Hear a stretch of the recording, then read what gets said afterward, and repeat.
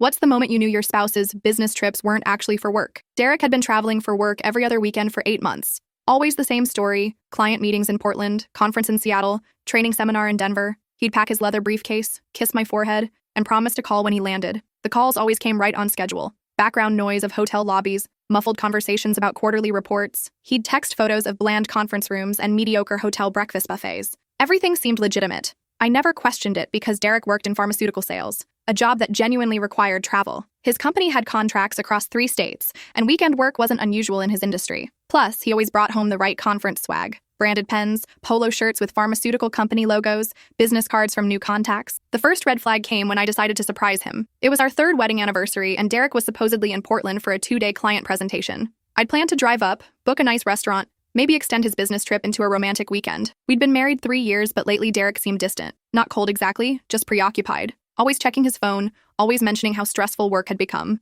I thought a surprise visit might reconnect us, reignite whatever spark we'd been missing. I called his hotel to confirm his room number so I could send flowers ahead of my arrival. "I'm sorry, ma'am, but we don't have anyone by that name registered," the desk clerk said after checking twice. My stomach dropped. Maybe he'd changed hotels last minute? Derek was particular about accommodations. He preferred certain hotel chains, specific room types. I called the 3 other hotels he'd mentioned staying at during previous Portland trips: the Marriott, the Hilton, even the boutique place downtown he'd complained about once. Nothing. No Derek Castellanos anywhere. I sat in our kitchen, staring at my phone, trying to rationalize what I'd learned. Perhaps his company booked under a different name? Maybe there was some corporate account I didn't know about? Derek worked for a large pharmaceutical company. Surely they had special arrangements with hotels. But something felt wrong, really wrong. Then I remembered his work laptop. Derek always left it at home during trips, claiming company policy required him to use secure devices provided on-site. But if he was really traveling for pharmaceutical conferences, wouldn't he need his normal laptop for presentations? The man lived on that thing during regular work weeks. I opened it.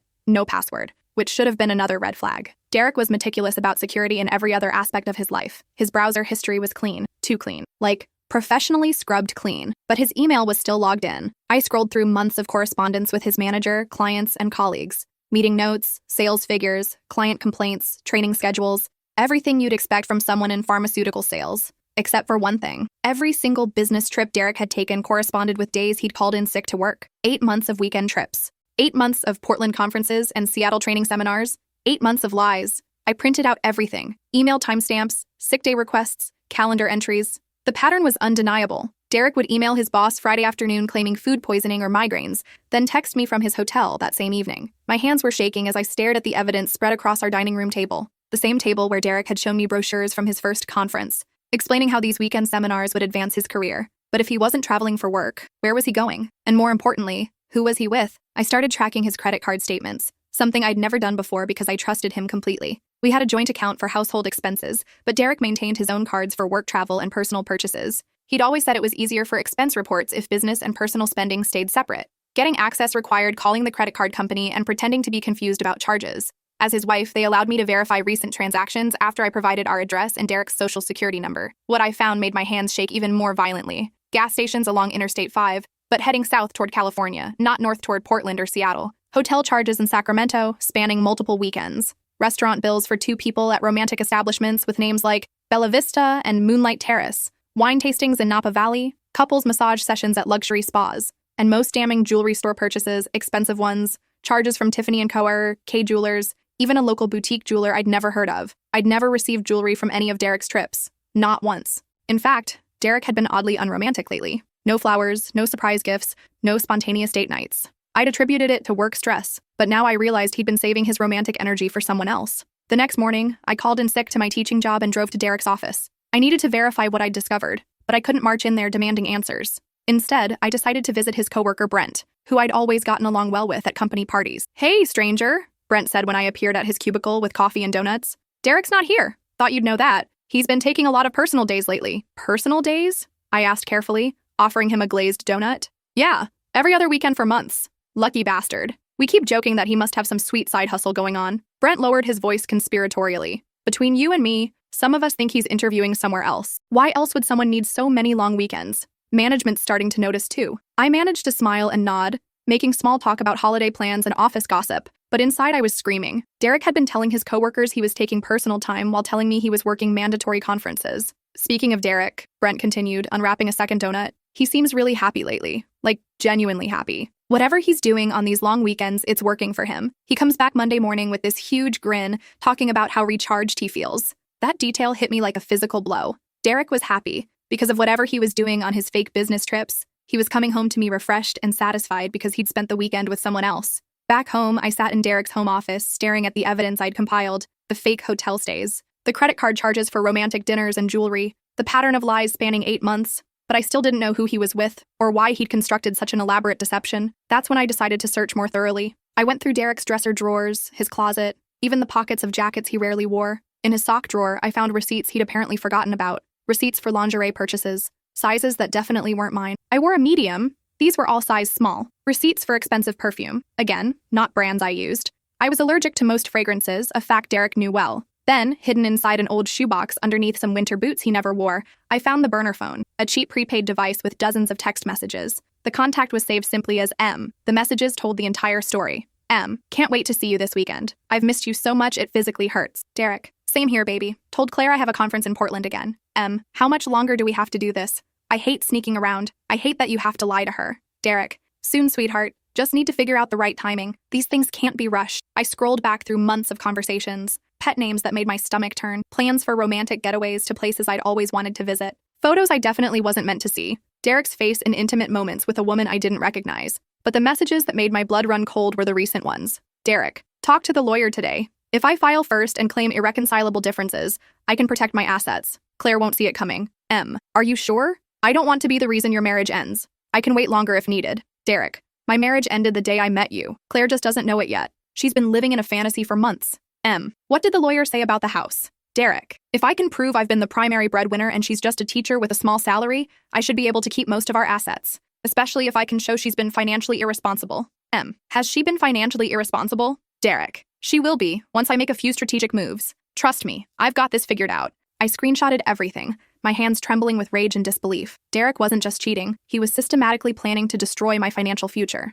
The fake business trips weren't just about hiding an affair. They were about creating a paper trail to support claims that he was a dedicated traveling employee who deserved to keep the assets we'd built together. I thought about all the times Derek had discouraged me from pursuing a master's degree that would increase my teaching salary, how he'd suggested I didn't need a separate savings account since we were partners in everything, how he'd insisted on putting most of our major purchases in his name only, claiming it was easier for tax purposes. I'd been played, systematically, deliberately played by the man I'd trusted with everything, but Derek had made one crucial mistake. He'd underestimated me. I spent the next week taking personal days of my own, consulting with a lawyer Derek had never met, in a different city. Patricia Henley specialized in divorce cases involving hidden assets and financial fraud. Her office was discreet, professional, and exactly what I needed. You need to document everything, Patricia advised, reviewing the evidence I'd brought. Bank records, credit card statements, phone records, employment records. And whatever you do, don't let him know you've discovered his plan. Men like your husband rely on the element of surprise. Patricia explained how Derek's strategy would likely unfold. He'd file for divorce, citing irreconcilable differences, claim I was financially dependent and unstable, then use his alleged business travel as proof that he deserved to keep the house and major assets. Meanwhile, he'd hide money in accounts I didn't know about, possibly even claiming his affair-related expenses as legitimate business costs. The good news, Patricia continued, is that he's created a detailed digital trail of his deception. Those text messages alone will destroy any credibility he might have had in court, but we need to move fast and smart. So I did exactly that. I opened a private bank account at a different institution and began transferring money from our joint savings, money I was legally entitled to as his spouse. I hired a private investigator to follow Derek during his next business trip and document his actual activities. I collected 8 months of credit card statements, photographed documents from his home office, and copied every file from his laptop. Most importantly, I started keeping a detailed journal of Derek's behavior, documenting his lies, his late nights working, and the gradual changes in his personality over the past year. But the key to my strategy was that Derek remained completely oblivious. The following Friday, Derek packed his briefcase for another Seattle training seminar. He was in an especially good mood, humming while he folded clothes and even bringing me coffee in bed. "Will you miss me?" he asked, kissing my cheek with what I now recognized as guilt-motivated affection. "Always," I lied, smiling back at him. "You're the best, Claire. I don't know what I'd do without you." The irony was suffocating, but I maintained my performance. "Drive safely. Call me when you get there." Once his car disappeared down our street, I got to work implementing the plan Patricia and I had developed. First, I met with the private investigator, Vincent Torres, who would follow Derek to Sacramento and document his activities. Vincent was a former police detective who specialized in infidelity cases. He promised comprehensive photo and video evidence of whatever Derek was really doing on his business trips. Next, I visited our bank and transferred exactly half of our joint savings to my new private account, an amount I was legally entitled to, but Derek wouldn't notice until he received his monthly statement. I also removed my name from several shared credit cards Derek had been using to fund his affair. Then I drove to Derek's office for what would be my final surprise visit. This time, I met with Derek's manager, Thomas Walsh, under the pretense of planning a surprise party for Derek's upcoming birthday. I brought homemade cookies and asked about Derek's recent travel schedule, claiming I wanted to ensure the party didn't conflict with any important work trips. Travel schedule? Thomas looked confused. Derek hasn't traveled for work in over a year. We shifted most of our client meetings to virtual calls after the pandemic. Much more cost-effective. Oh, I said, feigning surprise. He's been going to so many conferences lately? I thought they were work-related. Thomas's expression changed. What kind of conferences? I pulled out my phone and showed him photos Derek had sent me from his alleged work trips. Pictures of generic conference rooms and hotel lobbies. Thomas examined them carefully. These don't look familiar. And Derek definitely hasn't been approved for any conference attendance. In fact, he's been using quite a few sick days recently. I documented everything Thomas told me with his permission. Derek's employment records would be crucial evidence in the divorce proceedings. That evening, I received the first report from Vincent. Derek had indeed driven to Sacramento, but instead of checking into a business hotel, he'd gone directly to an upscale residential neighborhood. The woman who answered the door was young, beautiful, and very pregnant. Very, very pregnant. Vincent's photos showed Derek embracing her, his hands protectively cradling her obviously round belly. They looked like an expectant couple posing for maternity photos. I stared at the images on my laptop screen, feeling like I might vomit. Derek wasn't just having an affair, he was having a baby with someone else, while married to me, while planning to divorce me and steal our assets. The woman's name was Melissa Chen, according to Vincent's research. She was 28 years old, worked as a marketing coordinator for a tech company, and lived in a condo Derek had been helping pay for. Based on her appearance in the photos, she was about 6 months pregnant, which meant Derek had gotten her pregnant right around the time his business trips started. I called Patricia immediately. "This changes everything," she said after I emailed her Vincent's photos. "Pregnancy complicates the timeline significantly. We need to file divorce papers immediately before that baby is born. Otherwise, Derek might try to claim paternal rights affect his financial obligations to you." We scheduled an emergency meeting for the next morning. Meanwhile, I had to get through the weekend pretending everything was normal, waiting for Derek to return from his romantic getaway with his pregnant girlfriend. Saturday and Sunday were the longest days of my life. Derek sent his usual text messages from Seattle, photos of boring seminar rooms and complaints about hotel coffee. Each message felt like a knife twist, knowing he was actually playing house with Melissa, probably discussing nursery colors and baby names. Sunday evening, Derek returned home full of stories about his training seminar, how informative the sessions had been, how he'd learned new strategies for pharmaceutical sales, how much he'd missed me and our comfortable life together. "How was your weekend, babe?" he asked, wrapping his arms around me from behind as I stood at the kitchen sink,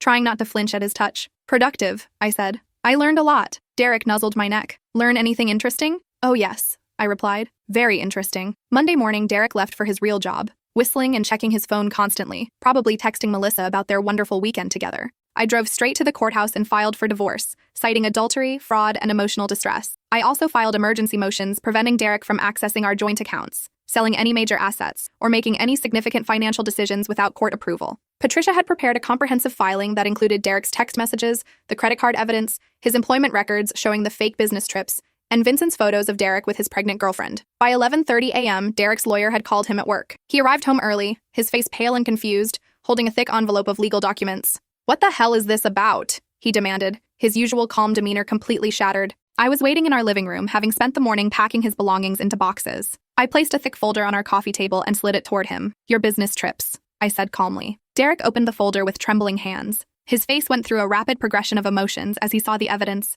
confusion, recognition, panic, and finally something approaching resignation. The credit card statements showing romantic dinners for two, screenshots of his text messages with M, Vincent's photos of him with pregnant Melissa, his employment records proving he'd been lying about work travel. Everything. "How long have you known?" he asked quietly, sinking into the chair across from me. "Since our anniversary, when I tried to surprise you in Portland." I kept my voice steady and factual. "The hotel said you weren't registered." That's when I started paying attention to details I'd been ignoring. Derek looked through more of the evidence: the jewelry store receipts, the spa charges, the photos of him cradling Melissa's pregnant belly. "Her name is Melissa," he said finally, his voice barely audible. "I met her at a conference in January. A real conference." "I don't care what her name is," I interrupted. "I care that you've been living a double life for 8 months while planning to financially destroy me." Derek's eyes widened as he reached the printed text messages discussing his legal strategy. I was just protecting myself by hiding assets and creating false documentation about work expenses." I pulled out additional papers. "Did you know that falsifying business travel for personal use is considered fraud? Your company's HR department found that very interesting when I provided them with your real credit card statements and Vincent's surveillance photos." Derek's face went completely white. "You contacted my work? You hired a private investigator?" "I contacted everyone who needed to know the truth. Your boss, HR, our insurance company, because they've been inadvertently covering your fake business travel claims, and of course, my lawyer." I gestured to the legal documents he was still holding. "Patricia Henley specializes in cases exactly like this." "This is insane," Derek said, standing up abruptly. You're destroying my career, my reputation, everything we've built together, over a relationship that doesn't even mean anything. I laughed, actually laughed, a sound that surprised both of us. It meant enough for you to get her pregnant. It meant enough for you to plan an elaborate divorce strategy around hiding your assets. It meant enough for you to spend 8 months systematically lying to my face while I made your dinners and did your laundry. Derek tried a different approach. He sat back down, reaching for my hands, his voice taking on the pleading tone I'd heard him use with difficult clients. Claire, please. I know I made mistakes, huge mistakes, but we can work through this. I'll end things with Melissa. I'll go to counseling. I'll do whatever it takes to save our marriage. What about the baby? I asked. Derek's face crumpled. That's complicated. No, it's really not. You're going to be a father with another woman. You've been planning this for months. The only complication is that you got caught before you could execute your plan to leave me financially devastated. I showed him more documents Patricia had prepared, financial analyses showing how Derek's proposed divorce strategy would have left me with virtually nothing while he kept the house, most of our savings, and avoided paying significant alimony due to my low teaching salary. You were going to claim I was financially irresponsible while you spent our money on another woman's pregnancy, I continued. You were going to use your fake business travel as evidence that you deserved to keep our assets. You had it all figured out. Derek stared at the papers, probably realizing for the first time how thoroughly his plan had been exposed. What do you want? He asked finally. I want exactly what I'm legally entitled to, plus compensation for the money you stole from our joint accounts to fund your affair, plus punitive damages for fraud and emotional distress. The divorce proceedings took 8 months to finalize. Derek lost his job after the company conducted a full investigation into his falsified expense reports and discovered he'd been claiming personal travel as business expenses for tax purposes. The IRS became involved when they learned Derek had been deducting his affair-related trips as business costs. Melissa stopped returning Derek's calls once his employment situation became public, and the legal bills started mounting. Apparently, unemployed men facing fraud charges are less attractive than successful pharmaceutical executives, even when there's a baby involved. Derek had to sell his car, his boat, and several valuable pieces of art we'd collected together just to pay legal fees. The court ordered him to repay $23,000 in misappropriated funds, plus my legal costs, plus ongoing child support to Melissa once their baby was born. He was also required to continue paying the mortgage on our house until I decided whether to sell it or buy him out, a decision the court said I could take up to 2 years to make given the circumstances. I chose to buy him out immediately. With my teaching salary, the settlement money, and a promotion to department head that came through during the divorce proceedings, I could afford the payments. Plus, I'd grown to love the house during our marriage. Just because Derek had turned it into a crime scene didn't mean I should lose my home too. The final hearing was on a Thursday morning in October. Derek sat across the courtroom with his third lawyer. He'd burned through 2 others when he couldn't pay their fees, looking defeated and much older than his 34 years. When the judge finalized our divorce and the financial arrangements, Derek glanced over at me one last time. I think he expected to see anger or hurt or even pity. Instead, I smiled at him, a genuine, happy smile, because I was free. That evening, I found a bottle of champagne Derek had brought home from his last real business trip 2 years ago, before Melissa existed. I opened it and toasted myself in my empty kitchen, empty because Derek had taken his belongings and left me with the furniture I'd chosen and loved. To business trips, I said aloud, and learning the truth. 3 months later, my coworker mentioned seeing Derek at a local grocery store. He was working as a cashier at a discount chain, living in a studio apartment in the worst part of town. Melissa had moved back to her parents' house in Oregon with their baby, a daughter Derek had no money to visit regularly. His pharmaceutical career was over. Fraud allegations follow you in that industry, and Derek's former colleagues had made sure word spread quickly through their professional networks. I felt a brief moment of pity, then remembered the text messages where he'd called me financially irresponsible while planning to destroy my future. Some people call it revenge. I call it consequences. My lawyer, Patricia, became a genuine friend. She helped me understand that Derek's pattern of deception and manipulation probably went back years, in ways I'd never discovered. The elaborate fake business trips were just the most recent and boldest of his lies. Men like Derek don't start with grand schemes, she explained over coffee 6 months after my divorce was finalized.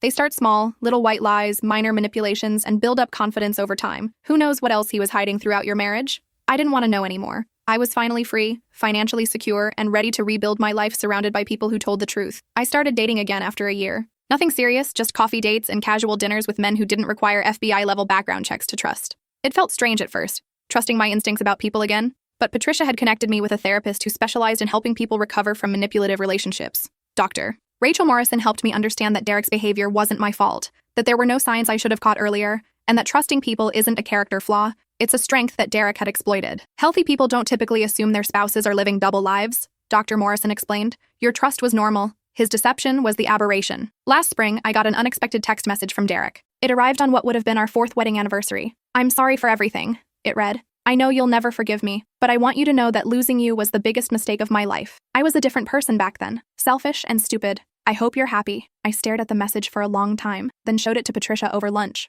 What do you think? I asked. I think he's broke, alone, and finally understanding what he lost, she said. But that doesn't make him a different person. It just makes him a person experiencing consequences. I deleted the message without responding. Some apologies come too late. Some trust, once shattered, can never be rebuilt. And some people only express remorse when they're suffering the results of their own choices. 2 years after our divorce, I met someone new. Not through dating apps or setups, but naturally, he was the parent of one of my students, a single father whose daughter struggled with math. We started with tutoring sessions in my classroom after school, which turned into conversations about teaching and parenting, which eventually became coffee dates and Saturday morning farmers market visits. His name is Ben, and he's everything Derek wasn't: transparent about his schedule, honest about his past, open about his finances, and genuinely interested in building something real together. When Ben travels for his job as a software consultant, he sends me his hotel confirmations without being asked. He calls from his actual room, video chat so I can see where he is, and brings home receipts and business cards that match his supposed activities. Is this weird? He asked after our 3rd month of dating, when I mentioned how much I appreciated his openness about travel. I told him about Derek, the fake business trips,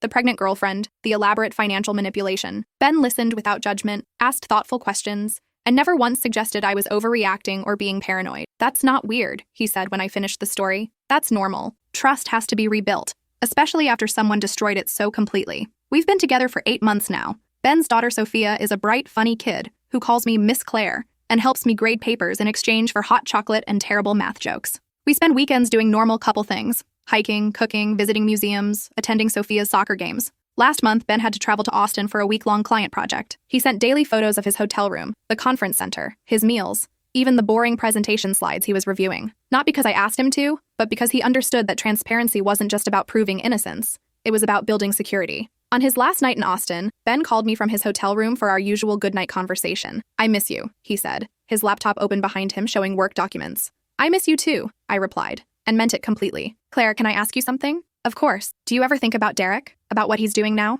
I considered the question carefully. Not really. Sometimes I wonder if he learned anything from losing everything, but mostly I just feel grateful that I discovered the truth when I did. I'm grateful too, Ben said. If Derek had been honest, you might never have been available when I needed a math tutor for Sophia. We laughed, but there was truth in his joke. Derek's betrayal had led me to rebuild my life more carefully, more intentional. I'd learned to trust my instincts, value my independence, and recognize genuine respect when I saw it. Do you think you'll ever get married again? Ben asked. Maybe, I said. With the right person. Someone who doesn't need to lie about where he's going or who he's with. Someone whose business trips are actually for business. Exactly. This morning, I woke up in my beautiful house, the one Derek tried to take from me, next to a man who answers his phone when I call, responds to texts promptly, and has never once made me question whether he's telling the truth about his whereabouts. I kept our house with its renovated kitchen where I'd once planned surprise anniversary trips and discovered devastating lies, but now it's filled with different energy, honest energy. Ben's coffee mug sits beside mine on the counter. Sophia's homework is spread across the dining room table. Photos from our recent camping trip are stuck to the refrigerator with magnets Ben brought back from his actual business trip to Denver.